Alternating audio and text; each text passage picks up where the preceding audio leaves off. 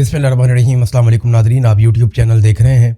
मैं इमरान खान हूँ। आज़ाद कश्मीर की सूरत बिगड़ती चली जा रही है। अब इसको बैनुल अक़वामी मीडिया भी रिपोर्ट कर रहा है। बहुत सारी जगहों पे रिपोर्ट हुआ, लेकिन सबसे ज़्यादा इसको अल जज़ीरा ने कवरेज दी है। अल जज़ीरा की रिपोर्ट के मुताबिक भी जो इनिशियली उन्होंने बताया कि 20 से ज़ायद लोग 24 घंटों के अंदर शहीद कर दिए गए आज़ाद कश्मीर में। अब जो तफसीलात मेरे पास हैं मैं वो आपके साथ शेयर करता हूँ। ये जो 24 घंटे गुजरे हैं, यानी जब इलेक्शन में वोटिंग हुई उसके बाद रावला कोट में कत्लेआम शुरू हो गया, उसके बाद मीरपुर में कत्लेआम हुआ सुबह के वक्त। तो इन 24 घंटों के बीच में जो टोटल लोग शहीद हुए वो तादाद अब 31 बताई जा रही है, और ये तादाद बाकायदा वेरीफाइड डाटा इसका यहाँ पे मौजूद है। ये रावला कोट लॉन्ग मार्च वेरीफाइड शोहदा की जो लिस्ट है, ये Jammu Kashmir human rights observatory इनकी जानिब से लिस्ट जारी की गई है। ये रावला कोट की लिस्ट है। टोटल वेरीफाइड शोहदा 31 बताए जा रहे हैं, और इन सब के नाम भी लिखे हैं यहाँ पे, और सारी तफसीलात जिन इलाकों से इनका ताल्लुक़ है वो इलाके भी लिखे हैं साथ, और जिनके दस्तयाब हैं उनके वालिद के नाम भी साथ लिखे हुए हैं। ये है नाज़रीन सूरत हाल। 70 से ज़ायद शहादतें हो चुकी हैं अब तक की इतला के मुताबिक आज़ाद कश्मीर में, और ये सारा कुछ हुआ जॉइंट अवामी एक्शन कमेटी के एहतजाज और उनके मुतालबों के बाद, जब मिलिट्री एस्टेब्लिशमेंट ने यह फैसला कर लिया कि उन्होंने किसी सूरत भी ये मुतालबा तस्लीम नहीं करने और वो आज़ाद कश्मीर के इक़्तिदार पे अपनी गिरफ्त ढीली नहीं करेंगे और लोगों को उनका मैंडेट नहीं देंगे, तो फिर ये सूरत हाल पैदा हो गई। अब इसमें आलमी मीडिया एक तरफ रिपोर्ट कर रहा है, ओवरसीज़ कश्मीरी अपना पूरा जोर लगा रहे हैं कि आलमी मीडिया इसकी ज़्यादा से ज़्यादा कवरेज करे। बरतानवी MPs भी कुछ बोले हैं, कुछ और आलमी आवाज़ें उठना शुरू हो गई हैं, ह्यूमन राइट्स की तंजीमें आवाज़ उठा रही हैं। एमनेस्टी इंटरनेशनल ने इसके ऊपर अपना एक स्टेटमेंट जारी किया है, और बाकी तंजीमें इस सारे मामले को देख रही हैं। जबकि ओवरसीज़ पाकिस्तानी या ओवरसीज़ कश्मीरी वो बड़े पैमाने पर एक एहतजाज की तैयारी कर रहे हैं बरतानिया में, और अब ये भी सुनने में आ रहा है कि वो अक़वाम मुत्तहिदा के दफ्तर के बाहर भी एहतजाज करेंगे, और अभी एहतजाजों का सिलसिला शुरू हो गया है। यानी ये वो कश्मीरी हैं जो पहले भारत के ख़िलाफ़ एहतजाज किया करते थे जब भारत मज़ालिम करता था मकबूजा कश्मीर में, और अब सूरत हाल ये है कि वही कश्मीरी एहतजाज कर रहे हैं पाकिस्तानी एस्टेब्लिशमेंट के ख़िलाफ़, क्योंकि वो अब जुल्म कर रहे हैं आज़ाद कश्मीर में। अच्छा नाज़रीन, जो सूरत हाल बिगड़ रही है ना, उसकी एक जो सबसे बड़ी और खौफनाक वजह है वो ये है कि लोग मुंतशिर नहीं होते। आज़ाद कश्मीर में जब गोली चलती है, लोगों को शहीद किया जाता है, लोग ज़ख्मी होते हैं, तो मुज़ाहिरीन अपने ज़ख्मियों को उठाते हैं, अपने शोहदा को उठाते हैं और फिर इकट्ठे होकर आगे बढ़ जाते हैं। ये ऐसी खौफनाक सूरत हाल है कि लोग मुंतशिर नहीं हो रहे, जिसका सामना बार बार सिक्योरिटी फोर्सेस को करना पड़ रहा है। और ये दो तरफा फायरिंग के वाक़यात नहीं है, ज़्यादातर वाक़यात इस तरह के हैं कि अवाम को मुंतशिर करने के लिए फायरिंग की जाती है। ज़्यादातर वाक़यात जो हैं वो दो तरफा फायरिंग की नहीं। इक्का दुक्का वाक़यात ऐसे रिपोर्ट हुए हैं जहाँ पे दूसरी तरफ भी, क्योंकि कश्मीरियों के हर घर के अंदर वहाँ पे असला मौजूद है, जब आप किसी के घर वालों को मारते हैं या उनको ज़ख्मी करते हैं तो बाज़ लोग रिएक्ट कर जाते हैं, ये होता है। और बाज़ लोग जो हैं वो जज्बाती होते हैं, वो उस तरह का रिएक्शन देते हैं जिस तरह की उनकी सारी ज़िंदगी ट्रेनिंग हुई है। तो ये इक्का दुक्का वाक़यात ऐसे होते हैं, लेकिन ओवरऑल जॉइंट अवामी एक्शन कमेटी ने इस बात को यकीनी बनाने की पूरी कोशिश की है कि उनकी जानिब से कोई मुसल्लह तसादुम ना हो, बल्कि वो बार बार ऐलान करते हैं कि कोई भी शख्स हथियार अपने साथ ना लेकर आए। हालांकि मीडिया में बहुत ज़्यादा ये प्रोपेगेंडा किया गया, बहुत ज़्यादा खबरें चलाई गई कि एक बंदा हमने पकड़ लिया मुसल्ला, और वो बंदा ये बताता है जनाब के हमें इनाम का ऐलान दिया गया था कि जितने बंदे मारोगे सिक्योरिटी फोर्सेस के उतना इनाम मिलेगा। ऐसी कोई चीज़ नहीं है, हमने तो ऐसी सुनी भी नहीं। जॉइंट अवामी एक्शन कमेटी वालों से हम बात करते हैं, वो ना तो एंटी पाकिस्तान है, ना वो कोई इंडिया के एजेंट है, ना वो कोई पाकिस्तान के दुश्मन है। वो सिर्फ ये कहते हैं जनाब जो आज़ाद कश्मीर के लोग हैं उनके मैंडेट का एहतराम किया जाए, उन्हें अपनी हुकूमत बनाने की इजाज़त दी जाए। ये तरीकाकार गलत है कि एक सेक्टर कमांडर ऑफिस में बैठ के एक ऑफिसर फैसला कर लेता है कि जनाब हम बताएंगे कि आज़ाद कश्मीर में हुकूमत कैसे बनानी है और क्यों बनानी है और किसकी हुकूमत बनानी है, फिर उसको कैसे चलाना है। तो वो कहते हैं जी इस तरह तो नहीं, क्योंकि देखें ना, आज़ाद कश्मीर के बहुत बड़ी तादाद में लोग ओवरसीज़ हैं, वो दुनिया के तरक्की याफ्ता ममालिक में रहते हैं, वहाँ पर वो देखते हैं कि निज़ाम कितना अच्छे से काम कर रहा है। अब वो ये चाहते हैं कि इसी तरह जो है वो आज़ाद कश्मीर के अंदर भी अच्छा निज़ाम काम करे, लेकिन वहाँ पे पूरा का पूरा निज़ाम जो है वो यरगमाल है। इस वजह से ये ऑब्वियस है कि एक रिएक्शन आना था, और वो रिएक्शन आया, और वो आप देख रहे हैं। अब लोग भागते नहीं हैं, वो अपनी लाशें उठाते हैं, ज़ख्मियों को उठाते हैं और दोबारा इकट्ठे होकर आगे बढ़ जाते हैं। ये सिलसिला अगर ऐसे ही चलता रहा ना, तो इस बात का बहुत बड़ा ख़तरा है कि लाशें गिरने की तादाद बहुत बढ़ जाएगी और ज़्यादा लोग शहीद हो जाएंगे। वफाकी वज़रा बड़े अजीबोगरीब बयान दे रहे हैं, यानी मैं हैरान होता हूँ कि वो जलती आग को बुझाने की बजाय, फायर फाइटिंग करने की बजाय, हुकूमत में बैठे हुए वज़रा वो जलती पे तेल डाल रहे हैं। कोई कहता है जी कि ये भारत के एजेंडे पे हैं, ये गद्दार हैं, ये उनके साथी हैं। कोई वज़ीर कहता है कि जी हमारे जो ट्रेंड किए हुए मुजाहिदीन हैं वही वापस हमारे गले पड़ गए, वो हमसे अब लड़ रहे हैं। एक तो इसके अंदर एक बड़ा एतराफ़ है कि भारत के अंदर जो मुजाहिदीन लड़ते थे उन्हें पाकिस्तान की फ़ौज ट्रेंड करती थी, और ये पाकिस्तान के वज़रा ये एतराफ़ कर रहे हैं कि जनाब हमारे ही ट्रेंड किए हुए मुजाहिदीन वापस हमें पड़ गए हैं। अब ये इस तरह के जो गैर जिम्मेदाराना स्टेटमेंट है उनसे तो जल्दी पे तेल डलेगा और वहाँ पे आग लगाई जा रही है। लोग पीछे हटने को तैयार नहीं है, वो अपने प्यारों को दफनाने के बाद फिर आगे बढ़ने की बात कर रहे हैं। एस्टेब्लिशमेंट के जो टाउट सहाफ़ी हैं वो अब ये पैगामात दे रहे हैं एस्टेब्लिशमेंट की जानिब से, यानी डाक लेकर आते हैं। वो ये बताते हैं कि जनाब एस्टेब्लिशमेंट ने ये फैसला कर लिया है कि समझौता नहीं करेंगे, मार डालेंगे, सजा दी जाएगी। देखिए ये वो सहाफ़ी तो अपने मुंह से ये कहते हैं जनाब देखे तो हम तो खबरें दे रहे हैं, हमें तो जनाब अंदर से सोर्स से पता चलता है कि मार दिया जाएगा, कत्ल कर दिया जाएगा, तबाह कर दिया जाएगा, बर्बाद कर दिया जाएगा, कोई नरमी नहीं होगी, बहुत सख्ती की जाएगी, हार्ड स्टेट कर दी जाएगी, इंच कर देंगे, देउंट कर देंगे। नहीं, ये खबर नहीं है। ये वो धमकियां हैं जो जर्नैल अपने मुंह से नहीं लगा सकते। अगर जर्नैल अपने मुंह से ये धमकियां लगाएं तो पूरी दुनिया में उनके मुंह पे थू थू हो जाएगी। लिहाजा ये धमकियां लगाने के लिए उन्होंने अपने टाउट्स पाले हुए हैं और वो उनके जरिए से ये धमकियां लगवाते हैं। ये खबर कोई नहीं होती। जर्नैल का जो धमकी लगाने का दिल करता है ना कि ये वाली धमकी मैंने लगानी है पाकिस्तानी अवाम को, धमकी खुद नहीं लगाता। वो करता ये है कि अपने टाउट के जरिए से वो धमकी लगवाता है। खबर कोई नहीं होती उसके अंदर, निरी धमकी होती है। आगे वो टाउट बैठ के शुरू हो जाता है उनके बिहाफ के ऊपर।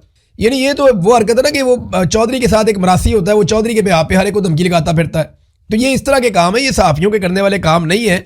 ये जो डाक लेके आ जाते हैं हर दूसरे दिन आके बैठ जाते हैं कि जनाब नहीं हमने जनाब हम खबर निकाल के लाए हैं, एस्टेब्लिशमेंट जनाब और डंडा देगी और हार्ड स्टेट करेगी और ज़्यादा ये करेगी और ज़्यादा वो करेगी। वो धमकियाँ लगा रहे होते हैं किसी और के बिहाफ के ऊपर, और वो जर्नैल जो है वो अपने मुंह से धमकी लगाना नहीं चाहते।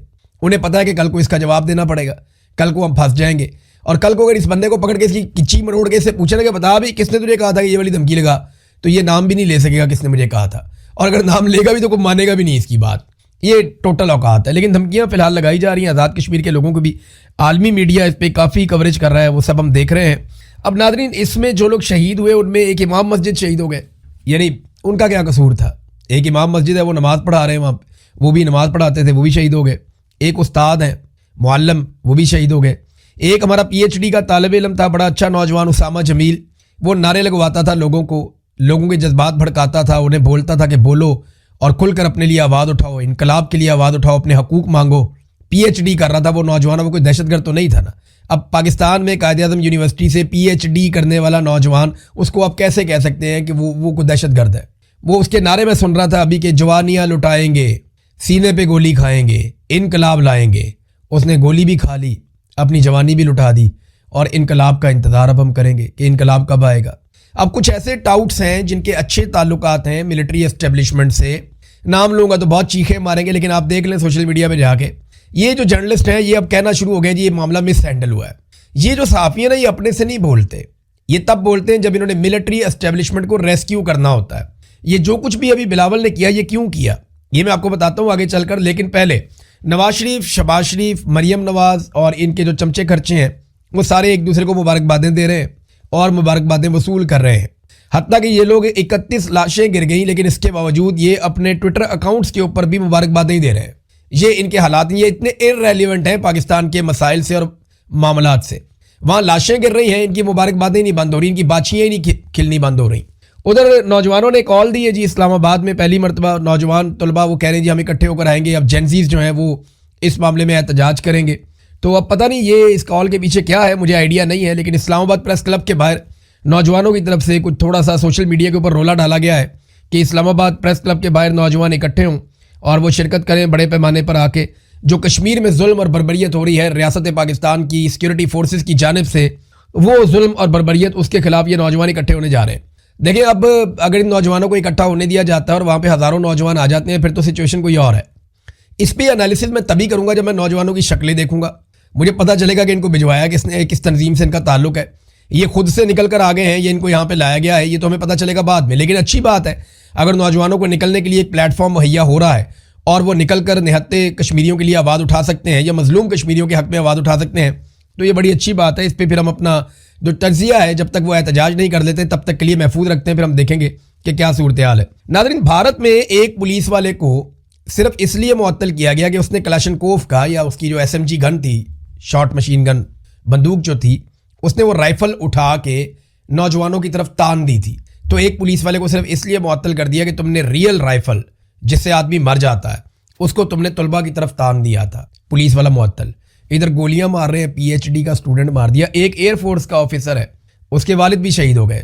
ایئر فورس کے آفیسر ہیں مبینہ طور پہ, اور سوشل میڈیا پہ ان کی تصاویر بھی چل رہی ہیں اور کلیم کیا جا رہا ہے کہ ان کے والد کا بھی انتقال ہو گیا, انہیں بھی سیکورٹی فورسز نے گولی مار دی. یہ صورتحال ہے آزاد کشمیر میں. تو بھارت میں صرف بندوق تاننے پر پولیس والا معطل ہو گیا اور ادھر گولیاں مار رہے ہیں سرے عام, پوچھنے والا کوئی نہیں ہے. جب وہ کہتے ہیں جناب ہمیں اس خون کا حساب دیں, کہتے ہیں جی اس کے اوپر تو بات ہی نہیں ہو سکتی, ہم تو اسے مانتے نہیں, ہم ان لاشوں کو لاشیں ہی نہیں مانتے.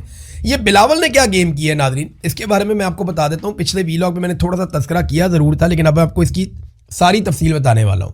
بلاول کو اور نواز شریف کو پہلے بتا دیا گیا تھا کہ آپ میں سے ایک کو حکومت ملے گی گلگت بلتستان میں اور دوسرے کو ہم حکومت بنا کر دیں گے آزاد کشمیر میں. یہ انہیں پہلے سے پتا تھا, بندر بانٹ ان کی پہلے ہی ہو چکی ہے. جس طرح 2024 کے الیکشن سے 15 دن پہلے یہ فیصلے ہو چکے تھے, مولانا فضل الرحمان صاحب نے یہ بتایا بھی, اور مولانا فضل الرحمان صاحب نے یہ بات جاوید ہاشمی کو بھی بتائی تھی کہ 2024 میں جو الیکشن ہوا تھا فروری میں, اس سے پہلے سیٹیں بانٹ دی گئی تھیں.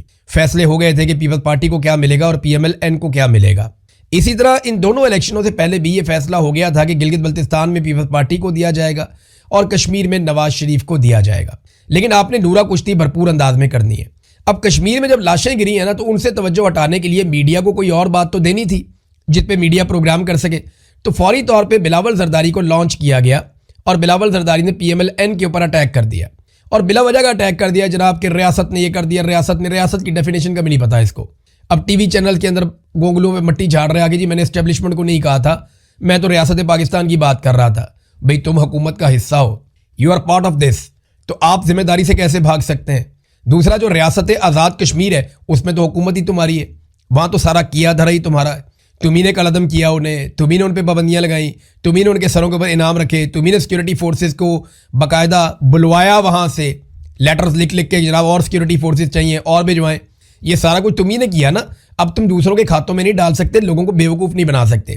یہ کیا اس لیے گیا کہ ٹاک شوز میں کشمیر کو ضرور ڈسکس کیا جانا تھا. وہاں پہ دیکھیں اور لگ بھگ 31 لوگ شہید ہو گئے 24 گھنٹے میں.